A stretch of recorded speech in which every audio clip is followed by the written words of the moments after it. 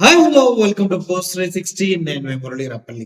ఈ మధ్య మనుషులకి బుద్ధి వెర్రితలలు వేస్తుంది అంటారు కదా, అదేంటో స్పష్టంగా కనిపిస్తూ ఉంది.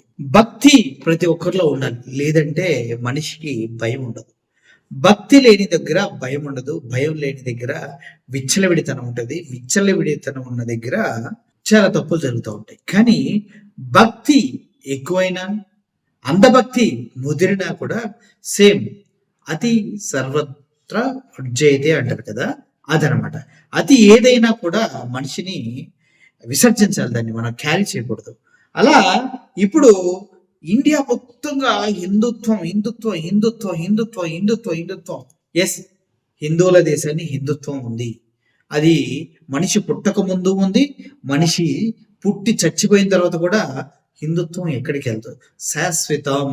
కానీ ఈ హిందుత్వం ఏదో అయిపోతుంది ఏదో అయిపోతుంది ఏదో అయిపోతుంది. గత 2000 సంవత్సరాల నుంచి ఏమీ కాని హిందుత్వము, అంతకన్నా ముందు నుంచి ఏమీ కాని హిందుత్వము, త్రేతాయుగము, ద్రౌపదయుగము, అంతకన్నా ముందు నుంచి ఏమీ కాని హిందుత్వానికి ఈ మధ్య కాలంలో చాలా ప్రాబ్లమ్స్ వచ్చాయి. ఎందుకో పాపం నాకైతే అర్థం కావట్లేదు. గత 12 సంవత్సరాల నుంచి బీజేపీ గవర్నమెంట్ అధికారంలోకి వచ్చి వాళ్ళు ఏలుతున్న దగ్గర నుంచి హిందుత్వానికి లేనిపోని కష్టాలన్నీ వచ్చి పడ్డాయి. ఇప్పుడు వాళ్ళు ఇచ్చే వాట్సాప్ యూనివర్సిటీ ఫీడింగ్ తీసుకొని ముదిరిపోయిన హిందువులు బాగా తయారైపోయారు. ఈ ముదిరిపోయిన హిందువులను నేను ఎందుకు అంటున్నానంటే, వీళ్ళకి ఏదైతే వాట్సాప్ యూనివర్సిటీ నుంచి బ్రెయిన్ లో ఫీడ్ చేస్తారో అది తలకెక్కేసి భారీగా ఇక ఎప్పుడూ కూడా ఇక వాళ్ళ పైన ఏదో జాడులు జరుగుతున్నట్లు ఊహించుకొని వాళ్ళు సమాజంలో వెనకబడ్డారని ఫీల్ అయిపోయి, వేరే వాళ్ళు వచ్చి బాగా పెరిగిపోతున్నారని ఫీల్ అయిపోయి చాలా విధాల దారుణమైనటువంటి మానసిక స్థితి, అంటే ఇది ఒక రకమైన జబ్బు వల్ల బాగా పెరిగిపోతుంది. ఇందులో భాగంగానే రీసెంట్ గా నేను చూసినప్పుడు ఏమైందంటే, వాళ్ళ ఫ్రిడ్జుల్లో ఉన్న పలంగా శివలింగాలు మొలుస్తూ ఉన్నాయి. ఏంటది వాళ్ళ ఫ్రిడ్జుల్లో, రిఫ్రిజరేటర్లో శివలింగాలు ఉన్న పలంగా మొలుస్తూ ఉన్నాయి. ఎక్కడి నుంచి మొలుస్తున్నాయి? శివుడు స్వయంగా ఉద్భవిస్తూ ఉన్నాడు. ఏంటి చల్లగా ఉంటదని ఫ్రిడ్జ్ లో ఉద్భవిస్తున్నాడు. అది కూడా ఎక్కడో తెలుసా? డీప్ ఫ్రీజర్ లో. ఎక్కడ? మనం డీప్ ఫ్రీజ్ ఏదైతే ఉందో ఆ ఫ్రీజర్ లో శివలింగాలు మొలుస్తున్నాయి. దీనికి పెద్ద పబ్లిసిటీ, దీనికి పెద్ద హిందువులంతా వెళ్ళి బొట్లు పెట్టి పసుపు కుంకుమలు పెట్టి పూజలు పురస్కారాలు. చదువుకున్న మూర్ఖులని వీళ్ళని అంటారు. ఎందుకంటే కనీసం మినిమం జ్ఞానం ఉంటుంది.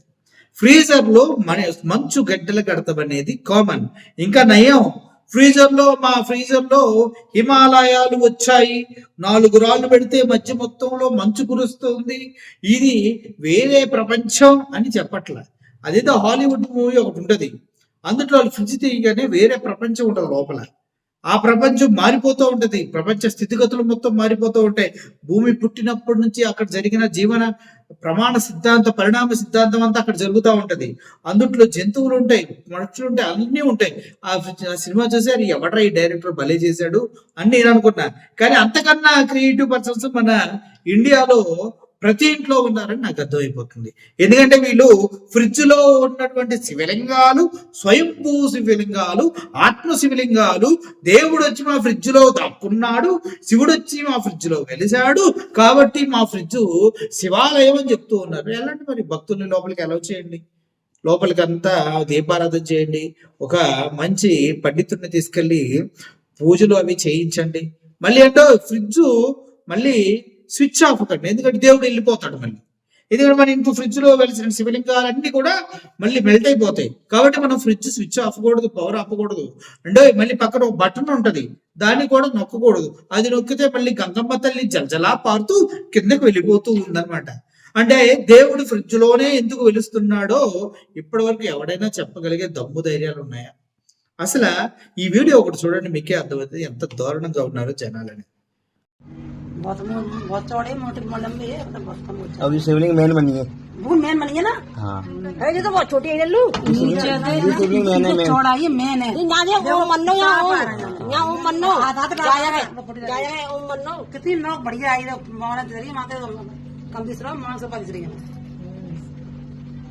वो तो मोड़ी वागी मिलेगी तो फोटो जाओ ले गई है, कुछ यहाँ ने फ्रिज में ना फ्रिज चला रहा है। मिला ना जरा अरे सब ले चलेगी मुरारी फरारी बहुत। देखो अमरनाथ की गुफा में बर्फ हो चुकी है, हमारे फ्रिज में प्रकट हो चुके हैं भोलेनाथ जी। देखो नगला भोजा खीरिया मोड़ जगह पर, ठीक है। तो फ्रिज में अब भोलेनाथ प्रकट हुए हैं, देखो सब आ रहे हैं, दर्शन कर रहे हैं, ठीक है। जय भोले की जय बोले।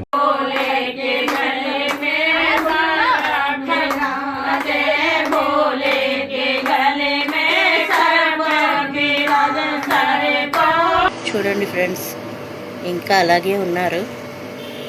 అసలు ఎంత విచిత్రంగా వచ్చినాయి చూడండి. ఒకటి వస్తే ఎక్కడో వచ్చింది అనుకోవచ్చు, కానీ 3 అలా అక్కడ కూడా చూడండి డ్రాప్స్ అలా పడుతున్నాయి.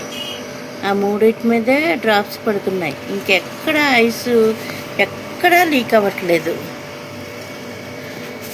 చూడండి. అసలు ఇదిగో ఎక్కడా అవ్వట్లేదు. చూసారా, ఒక చుక్క కూడా లేదు, ఎక్కడా అవ్వట్లేదు.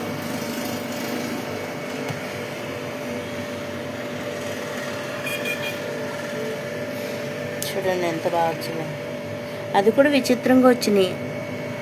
ఒక చివరిది మాత్రం సేమ్ కేదారేశ్వర్లా వచ్చింది, మిగతావి కొంచెం పటికలింగాల్లా వచ్చాయి. కానీ రెండూను పోన్లే, భగవంతుడు ఇలా వచ్చాడు, సంతోషం. చూశారు కదా, 1 కాదు 2 కాదు 3 శివలింగాలు వచ్చాయి. 3 30 కూడా వస్తాయి పైనుంచి డ్రాపులు పడుతుంటాయి. ఇంకా ఫ్రిడ్జ్ అసలు మీరు ముట్టుకోవద్దు. శివాలయంలో ఫ్రిడ్జ్ లోపల మీరు పూలు పళ్ళు ఫలహారాలు అన్ని పెడతారు కదా, పాచిపోయిన కర్రీలు, రేపొద్దున తిందాం అనుకున్న బిర్యానీలు, చికెన్లు, మటన్లు ఏం పెట్టకండి. ఎందుకంటే పవిత్రమైన ఫ్రిడ్జ్ అని, దేవుడు తెలిసిన ఫ్రిడ్జ్ కదా, ఏం పెట్టకండి. అలాగే ఆ ఫ్రిడ్జ్ బయటికి తీసుకొచ్చి రోడ్డు మీద పెట్టి పెద్ద గుడి కట్టండి. మళ్ళీ కరెంటు మాత్రం పెట్టకండి, ఎందుకంటే దేవుడు శాశ్వతం కదా. దేవుడు ఎక్కడికి పోడు, మీరు కరెంటు తీసేసినా కూడా. సిగ్గుండాల. మళ్ళీ 2 పక్కల దీపారాధన ఇంత మట్టి ప్రమిదలు తీసుకెళ్ళి అటు ఇటు పెట్టాల్సింది దేవుడికి, లేదంటే బ్రాసి తీసుకెళ్ళి అటు ఇటు పెట్టేసి అంటించేయాల్సింది ఫ్రిడ్జ్ లో. సిగ్గు శరాలు లేవు. ఇంత వయసు వచ్చిన తర్వాత మనం ఎంతవరకు జ్ఞానవంతులం అనేది మిమ్మల్ని మీరు విశ్లేషించుకోండి. ఎవడో ఫ్రిడ్జ్ లో శివలింగాలు ఏర్పడ్డాయంటే వెళ్ళిపోతాం. ఇంకొకటి వచ్చేసి వినాయకుడు పాలు గటగడా తాగుతున్నాడంటే అక్కడికి వెళ్తాం. పాలు తాగడానికి కనుక అసలు మట్టి అనేది కొంచెం గుంజుకుంటుంది, లేదా అందుట్లో వాటి మెటీరియల్ వల్ల అలా అవుతుందని మినిమం ఆలోచించు. ఇంకొకడు చెట్టులోంచి వాటర్ కారుతుంటే గంగమ్మ తల్లి వస్తుందని చెట్టులోంచి వాటర్ వస్తుంటే దాన్ని పూజిస్తున్నారు. మొన్నటికి మొన్న చూస్తే యూజ్ మీ అనే డస్ట్బిన్ కూడా దేవుళ్ళ పూజిస్తున్నారు. ఆ తర్వాత ఇంకో చూస్తే బాబాలని, వెర్రి బాబాలు, కొత్త బాబాలు వస్తే ముసుగేసి వాళ్ళని పిసికేస్తున్నారు ఆడవాళ్ళని. ఒంగోబెట్టి వీపు మీద సటా సరుస్తున్నారు. నోట్లో వాటర్లు తీసుకుని మొహం మీద పోతున్నారు.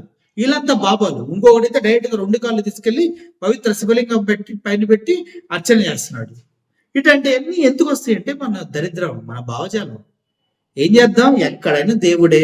బాబా అని కానీ వాడు ఏదో పెద్ద దేవుడు అనుకుంటాం, దొంగనాయలు గాడిని మాత్రం అనుకో. అసలు మన రామాలయంలోనే దొంగలు పడి కోట్ల డబ్బులు దుబ్బేస్తే మనం మాట్లాడాం. ఒకడొచ్చేమో ఎంతకన్నా బ్రిటిష్ వాళ్ళు ఎక్కువ దోచుకెళ్ళాడు అని అనుకోగేరు వచ్చి అంటాడు. మరి బ్రిటిష్ వాళ్ళు దోచుకెళ్ళినప్పుడు ఏం పీకుతున్నావురా అని అడగాలి. మా హిందువుల దేవుళ్ళు మా హిందువులు తీసుకున్నారు, తప్పేంటి? అవును, హిందువులే. మన ఇండియాలో 80% మంది హిందువులు ఉన్నారు. అందుట్లో దగ్గర 70% మంది ఆర్థికంగా వెనకబడిన హిందువులు ఉన్నారు. వీళ్ళంతా వెళ్ళి బాగా బలిసిన అంబానీ, అదానీ లాంటి హిందువుల దగ్గరికి వెళ్ళి వాళ్ళ ఆస్తులు కొల్లగొట్టి తెచ్చుకున్న హిందువులు కొల్లగొట్టి ఆస్తులు తెచ్చుకున్నారు. అయితే ఏంటి అంటారా? అంటే రాముడు మందిరంలో దొంగతనం జరిగితేనే, అయోధ్యలో దొంగతనం జరిగితేనే హిందువులు మేము చూసుకుంటామంటారా? లేదంటే రోడ్డు మీద ఎవడైనా హిందూ డబ్బులతో వెళ్తుంటే, బ్యాంకు నుంచి డబ్బులు తీసుకుని బయటకు వస్తుంటే వాళ్ళని కొట్టి ఇంకో హిందువు దొంగతనం చేసుకెళ్తే అది తప్పు కాదా? అది కరెక్ట్ అని హిందూ డబ్బు హిందూ తీసుకోవటమే కదా. కడుపుకు అన్నం తినే దరిద్రుడు ఎవడు ఇలా మాట్లాడటం? అరే, ఇండియా మొత్తంలో బీఫ్ అధికంగా ఎక్స్పోర్ట్ చేస్తుంది యోగి ఆదిత్యనాథ్ యూపీ నుంచి రా అని చెప్తున్నాం. మరి యోగి ఆదిత్యనాథ్ ఏం పీకుతున్నాడని అడిగే దమ్ము ఎవరికైనా ఉందా?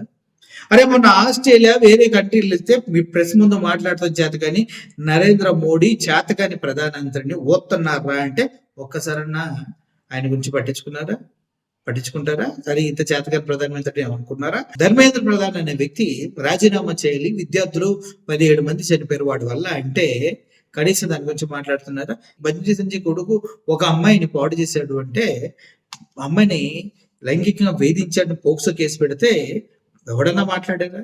వీళ్ళంతా దొంగ హిందువులు, దొంగ భక్తులు, అవసరం కోసం హిందుత్వాన్ని నెత్తి మీద తెచ్చుకొని తిరిగే పరమ దగులుబాచి యాదవం. అన్నిటికన్నా ఒక విషయం చెప్తూ ఉన్నా, మన దేవుడు మన గుండెల్లో. మీరు చాలా మంది అడగొచ్చు, అన్నా ఏందన్నా ఎట్లా మాట్లాడతా, నేను హిందూ. నా వెనక చూడండి, ఇక్కడ మీరు చూస్తున్నది శివుడు. ఎప్పుడు ఇలాగే ఉంటది. నా ప్రీవియస్ వీడియోస్ లో చూడండి. అండ్ నా వెనక కనుక బుక్ షెల్ఫ్ మీరు చూస్తున్నట్లయితే, ఈ బుక్ షెల్ఫ్ లో అన్ని శివుని శాస్త్ర నామావళి నేను చూపిస్తాను.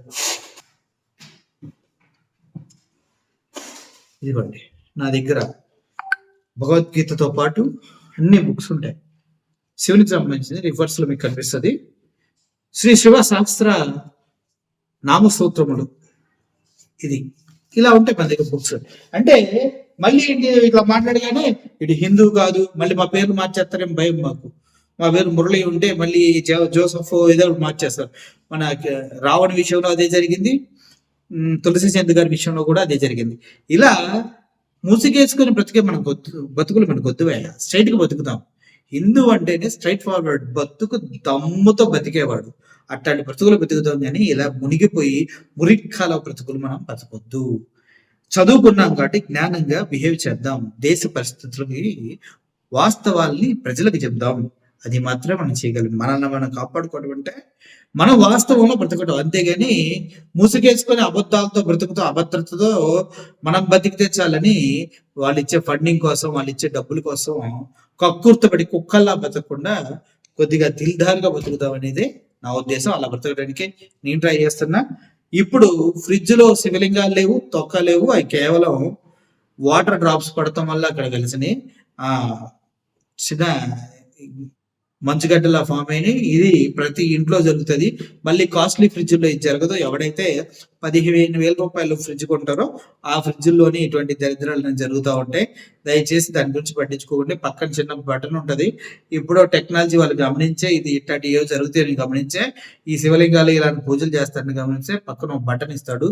దాన్ని నొక్కితే మొత్తం ఆ ఫ్రీజర్ అంతా హీట్ ఎక్కి వాటర్ అంతా డ్రైన్ అయిపోతుంది. దయచేసి అది చేయాలి. కానీ ఇట్లాంటి చెత్త సొంత ప్రయోగాలు, చెత్త పబ్లిసిటీ స్టంట్స్ ని ఎంకరేజ్ చేయొద్దని మనసారా కోరుకుంటూ సెలవు తీసుకుంటున్నాం. Murali signing off. Thank you so much.